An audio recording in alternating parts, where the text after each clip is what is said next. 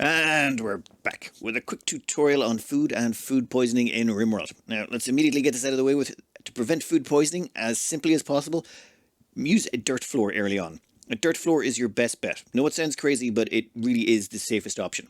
You'll have a cleanliness there at the bottom of -1, which indicates dirty. But -1 is actually perfectly fine for cooking food with no chance of additional food poisoning. If you go below -1, then yes, it does get worse. So if you go to -1.1, you're actually going to start increasing your chances of getting food poisoning. But on a dirt floor, that's really hard. The only way you can do that is if you drag blood in there. This is why everyone tells you put your slaughtering area outside of the kitchen. Down here we have 2 pawns ready to butcher up some animals. They'll grab them down here and slaughter them up on these tables. As they do, you see the blood coming off them. Well, room here is currently at very dirty -1.5, namely because of all of the nasty meat and stuff that got left about the place, and all of the blood. You can see there the -10 under that, that's blood, that's -10 over there, that's also blood, that's also adding to the filter rating, which is why this entire place now is very dirty. If you also had your stove in here, you're going to be getting a lot of food poisoning. Quick note while we're here, if you use a butcher's spot as opposed to a butcher's table, you will get less meat and less leather out of every animal you butcher, so it's usually a good idea to get up to a butcher's table as quickly as possible. Now, with that out of the way with, let's just have a quick go over dirt. The reason you want to hold off on tiling an area is because of how the dirt mechanics work. You'll see here we have this perfectly pristine room. The only thing about it is we've got 1 dirt tile here in the corner. The dirt level in here has been averaged out to 0.02, so it's actually quite clean in comparison. But if we have Barkley here walk around the place, we'll just have them run around in circles for a bit. This might take a moment. Oh, there we go. Dirt, right there. And the reason for that dirt is because they were standing on dirt. Think of it as the soles of their shoes have collected dirt while they were walking on it, and at some point during their travels, they're going to drop that dirt off. But the thing is, once they've done it once, they shouldn't drop off any more dirt anymore. So what'll happen at the start of the game is if you just put a regular floor or a nice floor inside your kitchen, everyone who walks in there has a percentage chance of dropping dirt on the floor. And every time they go in and out, they're going to have another chance of dropping more dirt. As well as that dirt can be carried around on the soles of the feet, so someone who has dropped off their dirt already can walk across dirt, pick it up on the soles of their feet, and drag it around to the next location. The same with blood, gore, insect stuff, all sorts of things. They can all be left behind. Alright, there we go. We have 2 patches of dirt right left on the floor. That one here, you can actually see it down in the bottom right. It'll tell you that's dirt by 1. Dirt can stack up to 4. That's why you never put floors in here. Just not until you can floor your whole base. Once you can floor your whole base, then you floor your kitchens. And you can floor them with the very nice sterile tile. Sterile tile is a bit unique in that it gives a sort of a buffer for you. For example, this is now 0.36 in terms of cleanliness. The reason being the sterile tiles give you a bonus to cleanliness, meaning it takes longer before you can overcome the natural cleanliness of the tiles, making the room into negatives. However, there is also one other negative to tiles, and we'll show that by making them walk around for a lot longer, and that is trash. Once a pawn has been walking around enough, they can actually leave trash on the ground, but only if they've been walking on clean tiles, or, well, regular tiles. There we go. That -4 there is trash. You can see it in the bottom left. So that's trash, and that's what dirt looks like. So once you put down tiles, you have the potential to generate trash from walking across them, and at the same time you have the potential to drag in dirt from outside.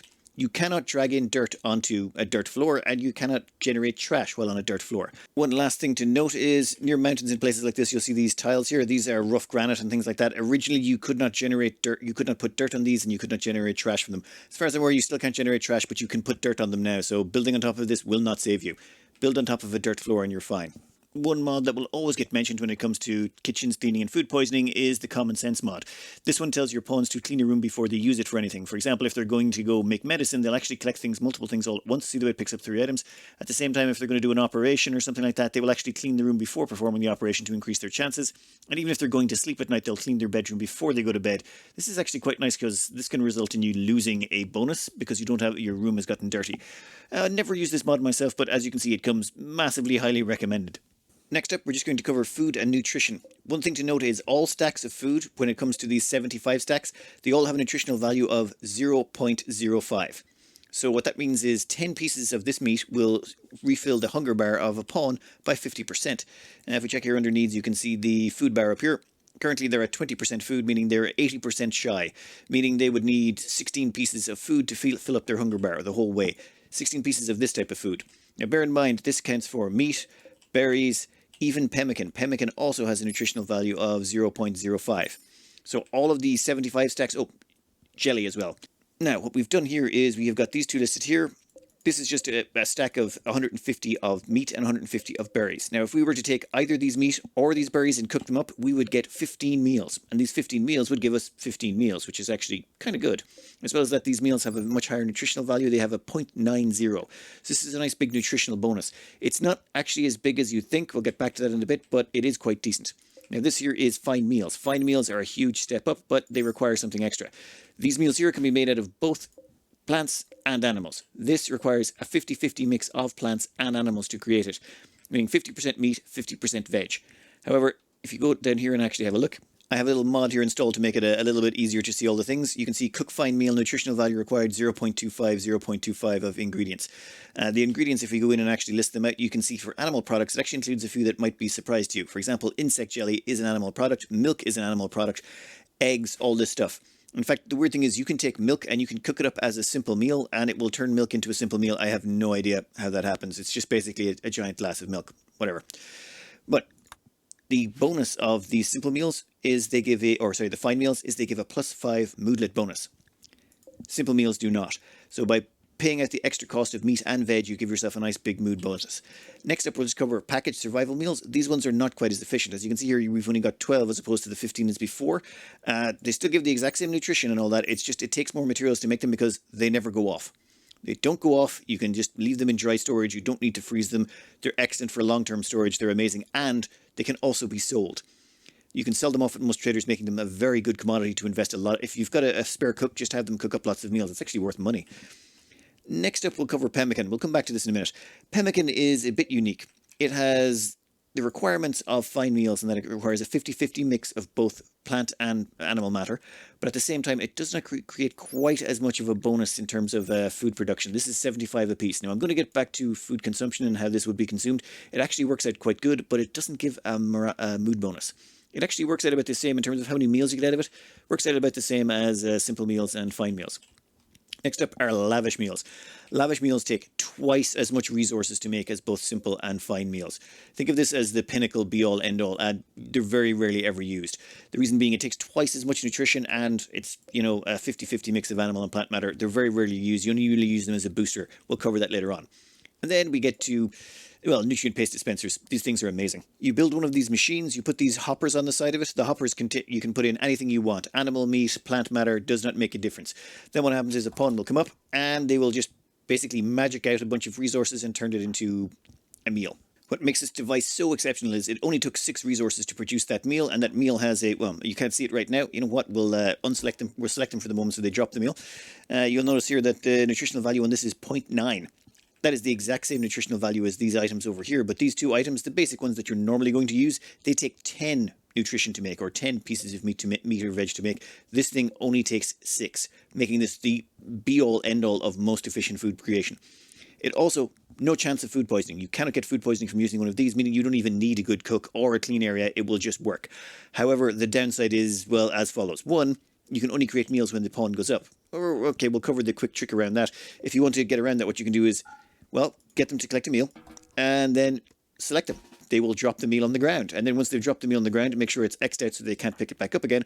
And then just repeat as normal. And you'll see there we get 5, 6, 7, 8, 9, 10. And then if you get the next one, they'll put it down on the ground. But if you unselect them, they'll actually go and try and pick that one up. So make sure to block that out again. And then we can immediately just keep plowing through all of those resources until we have turned them all into meals. And would you look at that? We have managed to turn the exact same amount of resources that went into creating these 15 meals have created us 25 meals over here. It is an absolutely amazing system. It's very useful. And this ability to just chunk them out of there is great. One massive downside is, there's a big morale penalty for eating them, unfortunately. We're going to have Barky here have a quick nibble down on one of these, and you'll see they ate without table, which is annoying, but the awful meal, a -4 for eating these. -4. That lasts for a full 24 hours. For example, if you eat one of these, it gives a +5 mood bonus, meaning you're 9 points away from where you could be if you just made some fine meals.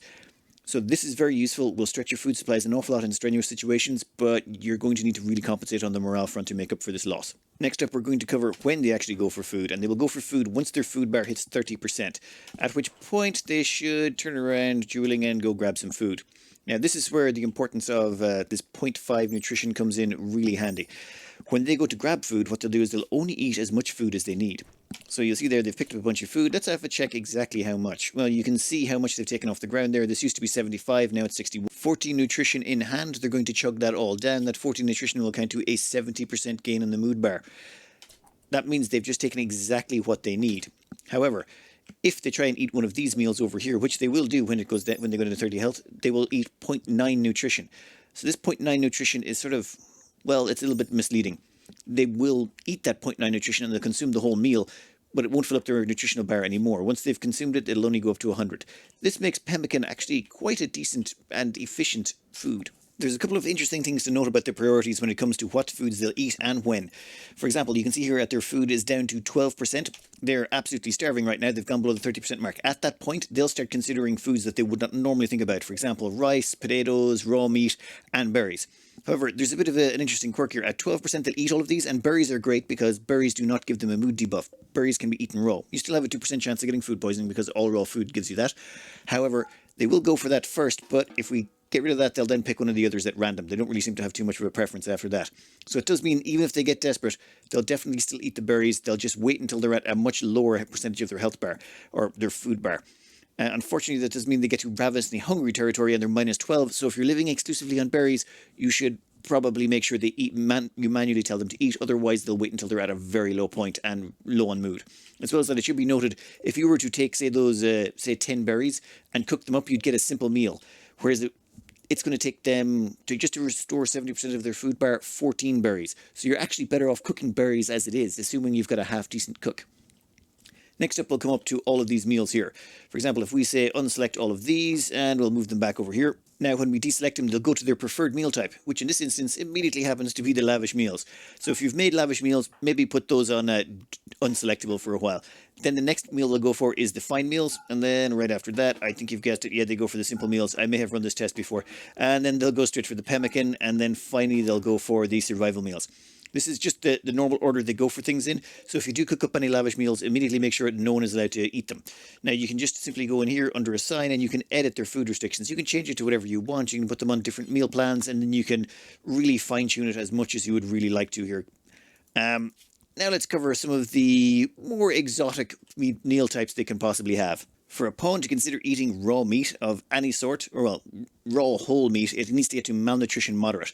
Once they hit malnutrition moderate, they're willing to just literally put a panther on the table and start chowing down. However, they will prioritize animals over anything else, though if you leave them no options, they will go for the long pig variant. And that covers pretty much most of food. Food actually behaves more like a drug than you would think. Well, in this game anyway. For example, if we say consume these berries, this will do nothing for our actual mood. It will just fill up our mood bar and we won't get any buffs or debuffs for using it. However, if we then go and say consume this raw meat, the raw meat will give us a rather nasty debuff. We will get 8 raw food, which is a -7, and it doesn't expire for an entire day, which also pretty bad. Consuming rice, though, however, will not stack it. We've still just got the 8 raw food debuff. It won't go down again. However, if we then consume an animal, well, yep, there we go. We've just stacked an 8 corpse on top of it for a -12 for 24 hours. And then if we consume, say, someone else, we will get a -24 raw cannibalism. But this works the opposite way as well. For example, if we consume this lavish meal, it will give us a bonus of +12. That +12 there is great for the lavish meal. And then if we consume a fine meal on top of that, it actually gives us an additional bonus 5. So we've just ate 2 meals, and you wouldn't think that normally. But yes, you can consume both those meals and stack both of the mood buffs. However, packet survival meals are effectively simple or not the same. They're effectively a fine meal. If you eat a fine meal or if you eat a survival meal, you'll get +5 mood bonus. Stacking them both on top of each other does nothing, unfortunately. Whatever. You live and you learn. The 8 without table debuff gives you a -3 to your pawns, and no one likes it. It's caused many a mental break over the years. Now, how do you get someone to eat at a table? Well, so long as they're close enough to the table, when they get hungry, they will go straight to the table and eat. However, it's not quite that accurate. They have to go straight to the dining chair. And how close is close? Well, 33 tiles. So this distance from there to this pawn here, we have a couple of clones. So for example, this pawn here is 34 tiles away from the nearest seat. And when we unselect them, they immediately go and chow down on a meal because they are hungry. This pawn here is exactly as hungry, but is 1 tile closer. And when they get unselected, they go straight for this chair. Now remember, it's to the chair. If I destroy this chair, they won't go towards this table because the next nearest chair is 34 tiles away. As well as that, this seems to be a circle. I haven't done a huge amount of testing on this because I just needed to know the base number, but it seems to be circular, as in it's not square. You need to curve it in at the edges. Just make sure to plan out your base so that every pawn is usually within 33 tiles of a chair to eat. As well as that, make sure your dining rooms are actually pretty spiffy, because it does add an awful lot to your mood. You do have the option of using a few mods to make things easier. This is the table diner. It allows you to extend the radius of your tables. I haven't actually played with this in any of my games just yet, but it does come pretty reasonably recommended, and it's updated to 1.2. Another thing that also gets brought up an awful lot when it comes to food is insect meat. You can use insect meat to make lavish meals. Now, insect meat, if you put it into a meal, will give you a negative. However, the lavish meal still counts, so it gives you this weird thing where you have 8 cooked insect meat, which gives you a -3 for a whole day, but at the same time you get a +12 from the lavish meal, so it actually works out as a +9 moodlet bonus. At the same time, you still had to use twice as much vegetables, so it kind of comes across about the same cost as a fine meal, but you just only paid vegetables for it. So it's technically a way to gain a little bit of mood if you really want to. Now let's have a quick look at insect jelly. Insect jelly is a bit unique as well. Your pawns, when they eat it, they don't just get their food back, they also get their recreation back. It gives chemical recreation. So the moment they're finished this, 3, 2, 1, boom. They've got, their recreation is now massively maxed out, and at the same time it's also filled up their food bar. It's just excellent. Over here we have 2 meals. One is a fine meal that's made with insect jelly and berries, and one is a simple meal. Now, if we get the 2 of them to eat those meals, you should think that they would get a bonus from eating the insect jelly, or would crank up their recreation. However, no. Once they're cooked, insect jelly does nothing anymore. I don't know why. Don't ask me why. It feels like it should, but it doesn't. However, all of that aside, there should be no reason ever to cook insect jelly, because it's much better to keep it raw. At the same time, it's actually better to sell it than eat it. It's worth an absolute fortune, and insect jelly should in all cases just be sold. The only use I have found for insect jelly is to feed to the Stellarch, and that's only if you don't have access to the other meals you could possibly feed them. That's literally, and honestly, that's an edge case scenario where we just didn't have the technology or the ability to create the meals necessary. Most instances, you're going to want to sell that insect jelly. Insect jelly is also one of the few things that's perfect for caravaning.